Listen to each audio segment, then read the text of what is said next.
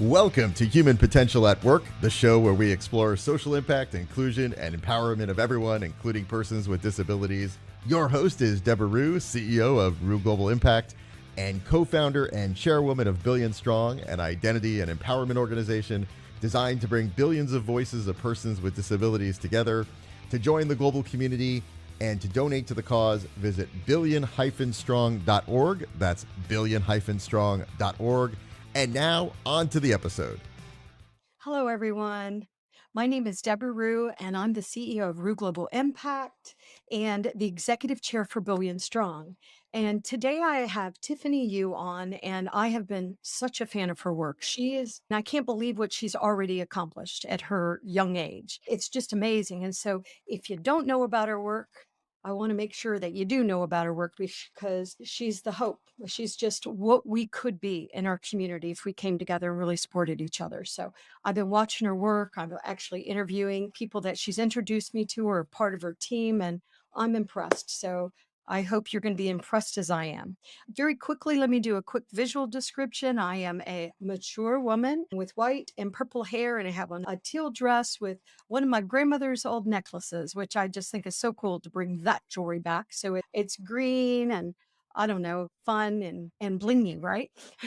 So Tiffany, welcome to the program. I just love what you've accomplished. I'm amazed at what all you've accomplished already and just think what you're going to accomplish. So welcome to the program.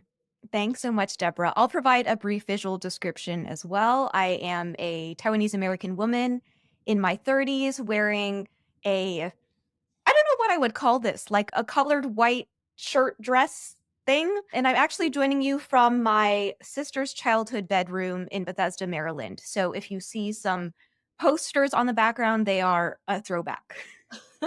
How fun. Welcome to the East Coast. So I know you usually live in the West Coast. Tiffany, I was researching about you because I know about you. I've known about you a long time. I know about Diversability, but there were some things I did not know about your background. You have a very impressive background. So do you mind just telling the audience who you are and tell us a little bit about your journey? Sure. How much time do we have? No, I'm just kidding. So I thought I would start by sharing that I'm the first generation daughter of a Taiwanese immigrant, my dad, and a refugee from the Vietnam War, my mom. And being the daughter of Asian immigrants will make a little bit of sense in a little bit, or I'm still trying to figure out how it makes sense. But at the age of 9, I was involved in a car accident. My dad was driving. He unfortunately passed away. And I acquired a slew of injuries, including permanently paralyzing one of my arms. I broke my femur and my tibia and one of my legs, broken bones. Those broken bones then healed. And then I would be diagnosed with post-traumatic stress disorder. And part of the reason why I started by sharing that my journey begins with my parents is that in my family, or what I understood, was that shame was viewed in terms of the entire family. So after the car accident, and now that I had a physical, visible disability, and that we had a death in the family, those were all seen as potentially causing shame to our family. So I didn't tell anyone about them for 12 years. Oh. And I actually think it was that 12-year period from 9 years old until 21 that actually exacerbated what would then become PTSD. Because if you don't let your body complete the stress response cycle, it ends up getting stored in your body somewhere. So that's a little bit of context in terms of my disability story. I mentioned this like age 21 of like when I first shared the story of the car accident and my disability origin story publicly for the first time. And that happened in college where I was studying finance and accounting. I think this is part of the background that you may not have known about. So I went to Georgetown, studied finance and accounting. Interestingly enough, my first foray into the diversity and inclusion space came when I was a freshman in college and started a Taiwanese American club. So after starting that as a freshman, now I'm a senior and I'm 21. And I'm like, I did this for my Taiwanese identity. I'm curious what this might look like if we created a club around a disability identity. So really it was that and again, it's the Asian experience coming in again, influencing what then ultimately ended up becoming Diversability. But study finance and accounting. At that time, the dream was to get a job in investment banking, in accounting, or in consulting. And I ended up going into investment banking. I worked at Goldman Sachs for a few years, pivoted. I did investment banking, investment banking in their healthcare, covering healthcare companies, and then moved to. I've had so many pivots. I don't know if you want me to go into all of them, but Oh, I love the pivot. you love the pivots. So I actually ended up moving to recruiting my last year at Goldman because I started to get really curious about how many informational interviews I did with candidates who not only had disabilities, who were women, who were Asian, who didn't think that a career in financial services was available for them. I left Goldman to pursue a childhood dream in the media world and got a job at Bloomberg Television, starting as a production assistant and worked my way up to becoming a producer and a writer. Got poached back into the finance side of things, but now at a media company. Moved out to San Francisco, had gotten a job at a startup. That didn't work out. I actually ended up getting fired. And based on after I got fired, this was March of 2017, I said, I've been working on this diversibility thing on the side.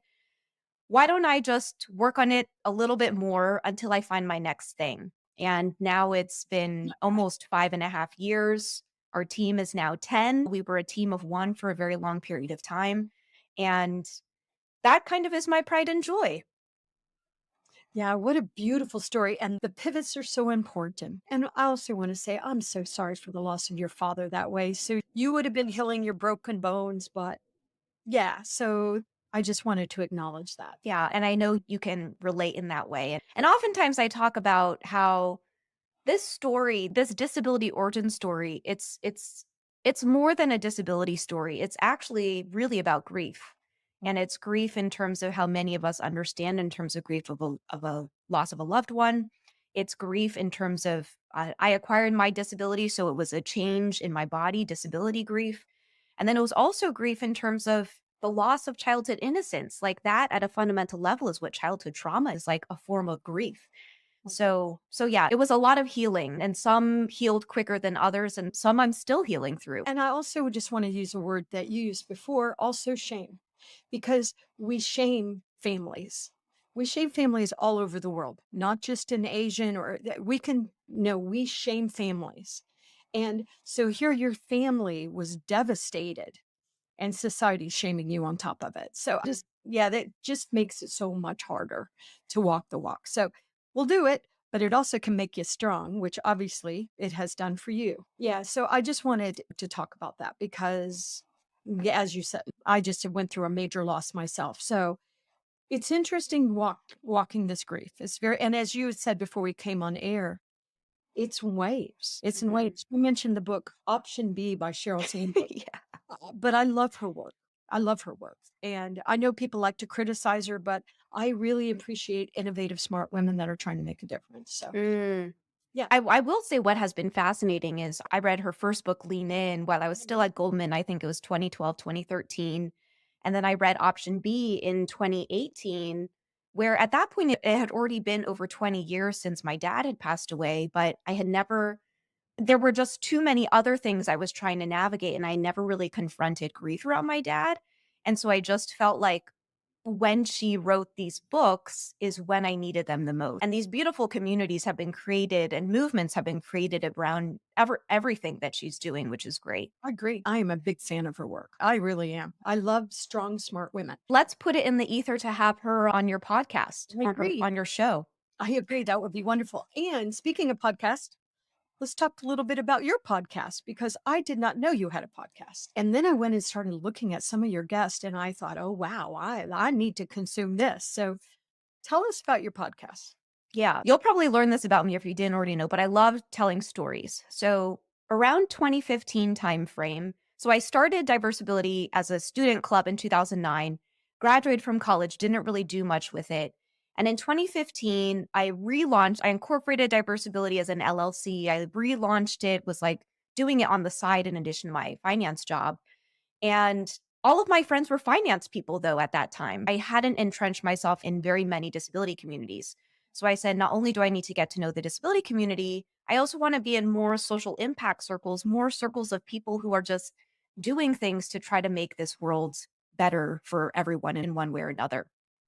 And come 2020, when all of us or many of us were forced into isolation in one way or another, I'd been thinking about creating a podcast, but always felt like the barriers to entry were so high. Like I didn't have the recording equipment. I've got this is I'm pointing to my iPhone headphones as my recording equipment. But I was like, I've built this audience that is very disability centered, hopefully intersectional as well. And can I introduce them to some of my friends that I've gotten to know over the past 5 years of learning more about different social impact areas? I had someone who works on LGBT and human rights in, I think it's Nigeria, and it's a global audience too. I had someone who's like a mental health therapist in Zambia. I'm sorry. I feel like I should have done a little bit more research on my podcast before coming on, but it was a global audience. And then I had someone from Thailand on to talk about mental health support or lack thereof. And really, and I want to acknowledge I'm coming into this with a very Western gaze and predominantly a US gaze. Even though my parents were immigrants, I was born here. And I will share something from the Asian American experience was for us, or for my parents' generation, success was assimilation. Success was erasure of an Asian experience. And so I didn't really feel that connected to the Eastern side of my identity. So I just wanted to name that. So I wanted to bring in the people who were experts and who were living in it and come on my podcast and introduce my audience to new topics that I was also still learning about. I agree, and it's a really diverse group of podcasts, which I appreciate. And we were talking about that before we got on air too. It's we want everybody to join these conversations, but sometimes I get a little worried when people join and they just don't realize all the moving parts. So one thing that we have to be thoughtful about is making sure that we're collaborating with others and we're really taking the time to understand if we are consulting with people. So there's a lot of moving parts. It's important to do your homework, which is why I'm just very impressed with Diversability. I'm just Yeah. At the fundamental level, when I started Diversability, it was really like I feel really alone and isolated in my disability experience. Can I just make some friends? right. And now it's really highlighting the diversity of our experiences. I mean, something that you were just talking about, and I talk about a lot, is how to me, allyship is really about nuance.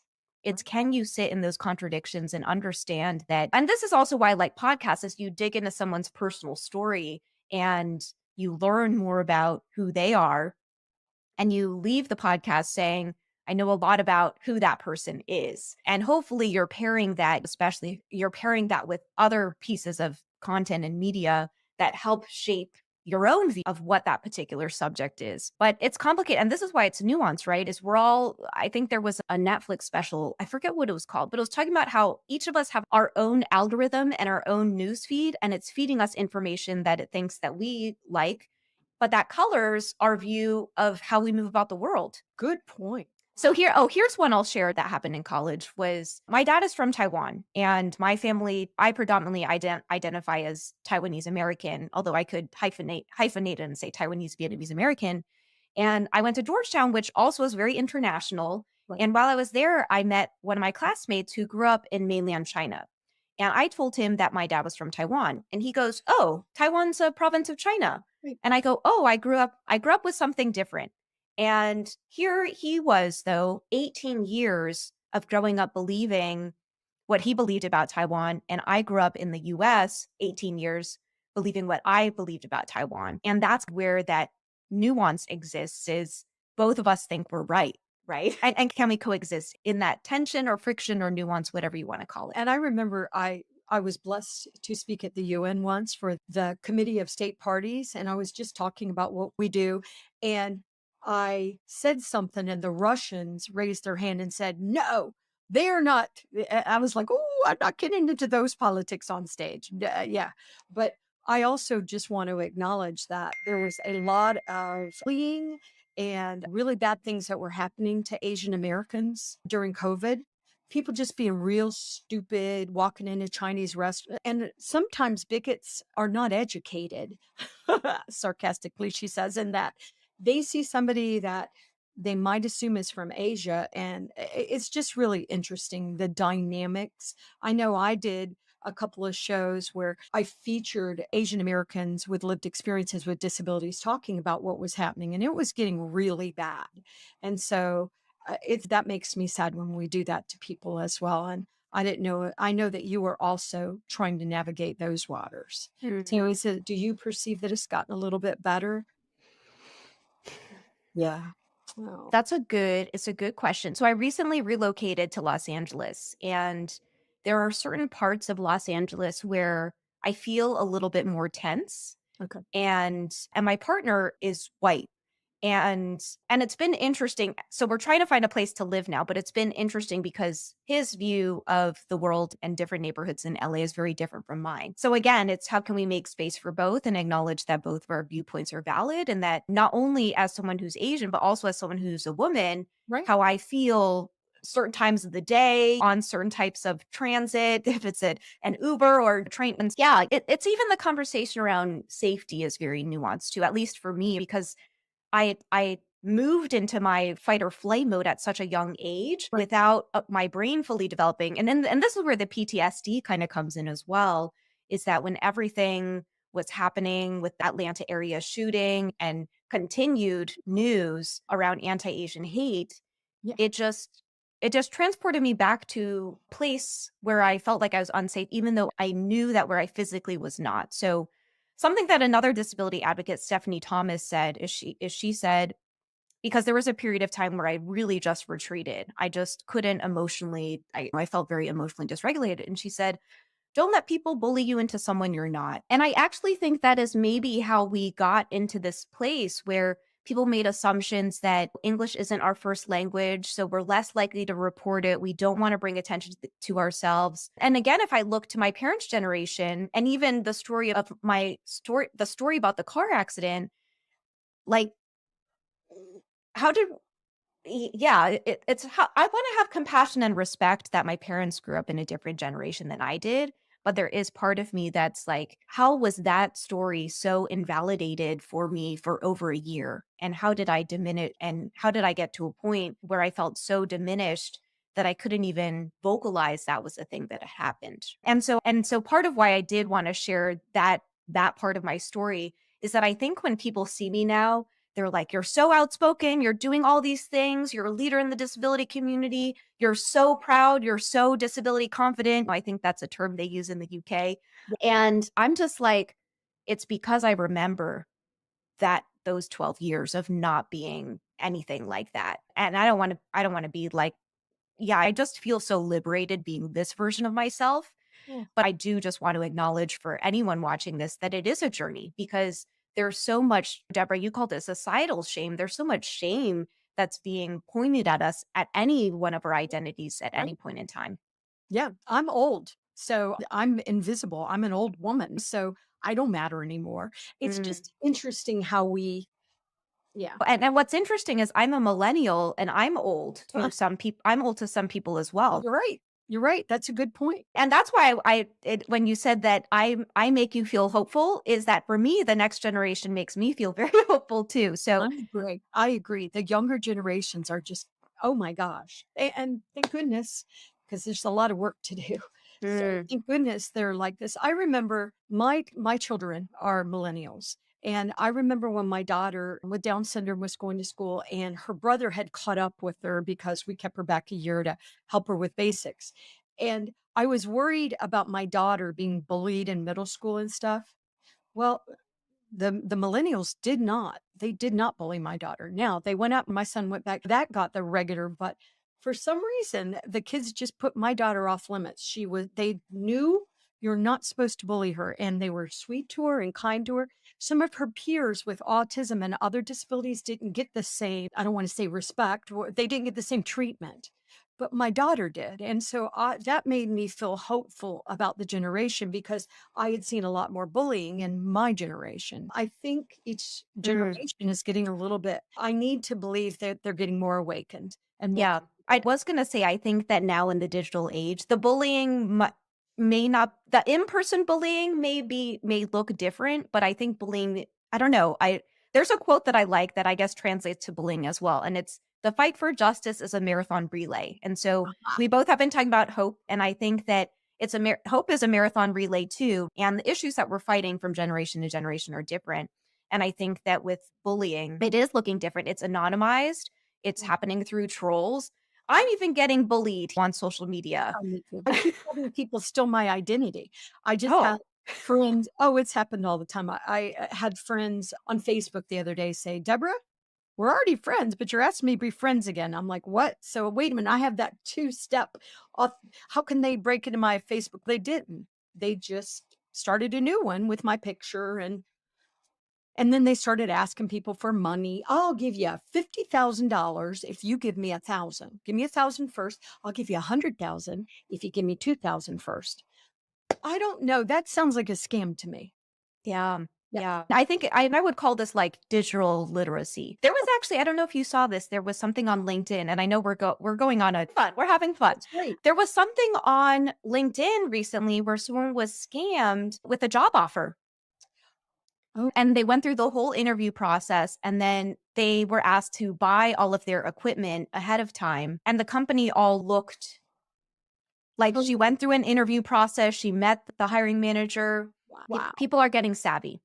Yes, they are definitely they are. It's always, you're always trying to catch up. But all right, I know I promised to keep you on 30 minutes and I'm probably not going to do. No, I want you to tell us more about Diversability. And I also would like you to tell us why Diversability is an LLC and not a nonprofit, if you don't mind. Two great questions. So I will start with the LLC first. So actually our reasoning has changed over time as well. So in the beginning, we became an LLC because when I was thinking about restarting Diversability outside of a student club, I reached out to a lot of our nonprofit partners that I had really trusted and gotten to know over the years. And we and here's a little real talk. We got a lot of questions about why we were starting. They said, doesn't something like this already exist? And so we chose the LLC route because in our first couple of events that we hosted, we actually framed them as fundraisers for some of our nonprofit partners. Okay. All right. And we didn't want ourselves to be, and it's strange because I want to have part of why I started Diversability is like there's space and opportunity for everyone. But I think that in terms of nonprofit dollars, maybe there was some question around who would get limited amounts of philanthropic funding available. So that was like the original reason. The reason now is that we just don't believe that disability is charity. We believe that disability is power. We have been able to figure out a way to make money, make some money. It would be great if we could make more. Yeah. But a little bit more about what Diversability is. We have three big categories of what we do. Is it three big categories? Yeah, so it's three big categories. So the first is community. So I often will tell corporate partners who are new to us that Diversability is like a disability employee resource group, a disability ERG that exists outside of a company. Okay. And the reason why I want to bring that up is while I was at Goldman, I got introduced to their disability ERG. It was also in financial services at the time, but at a different bank. I met Rich Donovan during that period of time, who maybe some of you might know. Yeah. And it just felt good to be in community at a bank that, was known to the outside world as very competitive and cutthroat. And to feel like I had people within the company who were cheering me on and mentoring me. So then when I went to Bloomberg, they were actually in the beginning stages. This is 2013. I can't believe it's almost 10 years ago, but they were in the beginning stages of creating their employee resource groups. So I was part of the co-founding team that pitched a disability employee resource group at Bloomberg. And ultimately what ended up happening was then I moved to a startup, and the startup wasn't big enough to have employee resource groups. So then I said, I started this thing in college that was like an employee resource group. And it was a student club, but employee resource group, student club, community, they're the same thing. And so I said, I want to create a space where we as disabled people can find each other, because when we find each other, we realize how powerful we are together. Yes. And then as a more confident, powerful unit, we can show up externally and show other people how powerful we are and how I use the word magic a lot in my work, how magical our community is as I well. agree. I agree. So that's like the first pillar of what we do. And also within community, we host events every single month that highlight disability magic, disability excellence, disability thought leadership. Then the second category of what we do is something called the D30 Disability Impact List. So again, I come into this conversation, born and raised in the US, very Western gaze. I try to be as intersectional, but I know that there are people globally who are doing amazing work. And I saw all these lists that were happening. You have Forbes 30 under 30, you had the Create and Cultivate 100, but I didn't see a list that was really celebrating disability leadership and impactful people in our community. So, as you can probably tell from my story, when I don't see something, I Right. I figure out if I can create it. That's right. So we actually just announced last month our third annual D30 disability impact list. And I think every year since inception, we've had maybe 10 to 15 countries represented. We'll tap into the CRPD, the UN, the United Nations groups, because we also know that our audience is, I think we're 70% US, our community. So I know that we still have some work to do, but we're always looking to learn. Our communities are open for anyone to join. And then our last pillar of kind of what we do is around content. So we know that a lot of how we move the conversation forward is through having conversations like you and I are having now, but also just providing data and research because there's a lot out there. I think we just need to get it out. And so we have a dedicated team who is always doing research on stuff, always creating content. And so those are like our three pillars. But ultimately, what we're trying to do through all of them is educate. For us, our tagline is Elevate Disability Pride. And part of the reason why we chose that is disability awareness is great, but you can still be aware of disability and hold a lot of beliefs that disability is shameful or bad or wrong. But when you are proud, what'd you say? People are broken. Yep. That we're broken, but disability pride is like, hey, I like myself. And that is a radical act. I agree. And I'm very proud that Tiffany has joined Billion Strong because Billion Strong is just about supporting diverse abilities in others. It's trying to, and it's really a hard thing to do, to bring together the 1.7 billion whenever many of those people don't even maybe identify as being part of our community.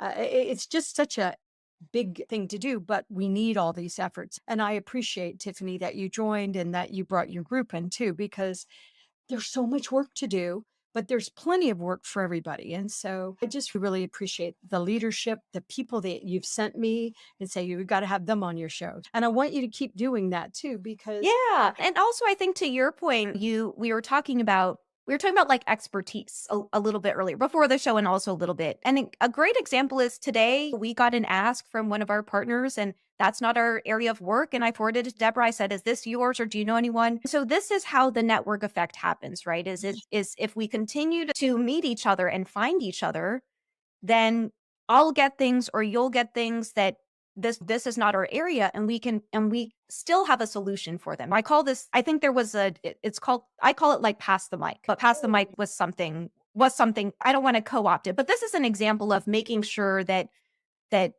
opportunities are sent to the right people because now we all know each other and we're connected. I agree. And I think we're going to get stronger and stronger. Tiffany, I have two more questions. And I'll give them to you both at once. And that the easy one is, how do people find out about Diversability and how do they connect with Tiffany Yu and find out more about your podcast?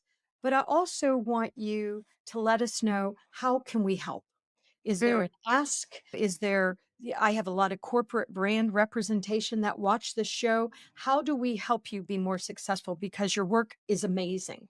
Yeah, I will answer the second question first, which is how can you support? And we have a few ways. And we actually have a page on our website called Collaborate where you can learn about the different ways. But one of the things that I'm the most excited about, and Debra, I think you and I connected right when we were launching it, but about a year ago, we launched something called the Diversability Leadership Collective. And that to us it's a members only space to advance disability leadership advocacy and disability power. And interestingly enough, we have had a lot of people have their employers sponsor their memberships. So we have disability ERG leads at different corporates coming in. There's programming happening every week. I guess the ask would be check out the Diversability Leadership Collective. If it's something that you feel like you might benefit from, feel free to join. Or you can also learn about how you and or your company might be able to sponsor a membership for someone else who is interested in coming in. And then the question is, why is there a membership? yeah, we got to make money in order to, in order to support our team. It's called like lights and food and Lights and food. and your employees, I know it's weird, but they expect you to pay them, right? Yeah. But believe it or not, we are trying to change the tide because there was a period of time when free labor was pretty rampant in the disability community, and it still is.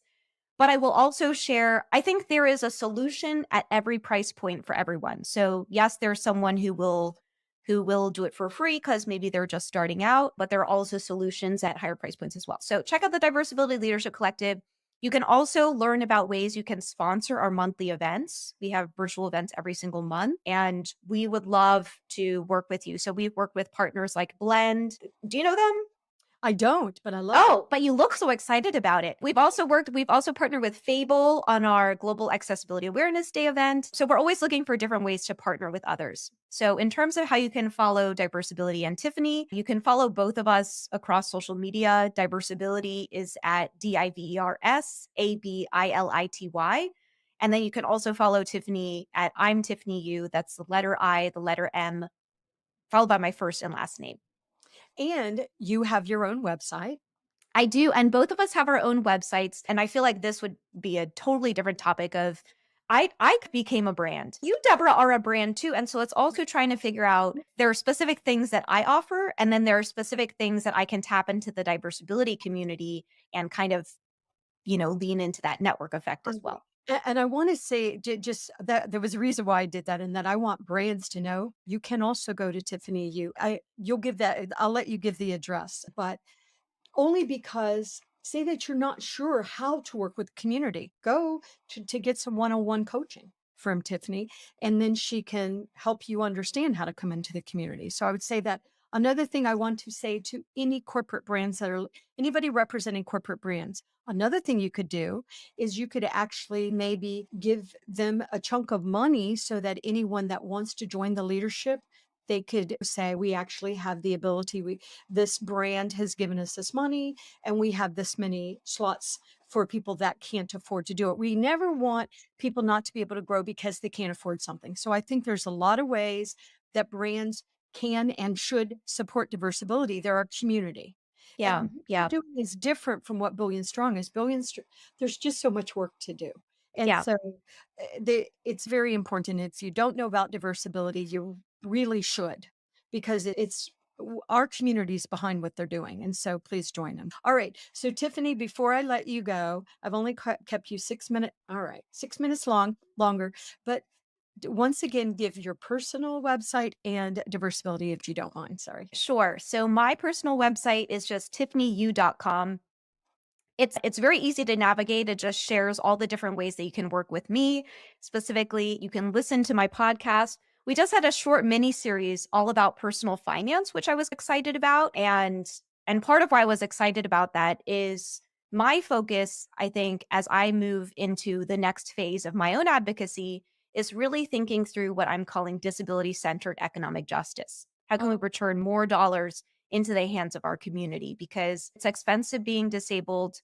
Debra, I love the way that you said we want to make sure that we are trying to be as financially accessible as possible, but also understand that we're trying to operate a business as well. And so Diversability, you can find Diversability on the web at mydiversibility.com. And then from there, you'll see not only our communities, our D30 disability impact list. Ooh. You can also learn different ways to work with us there too.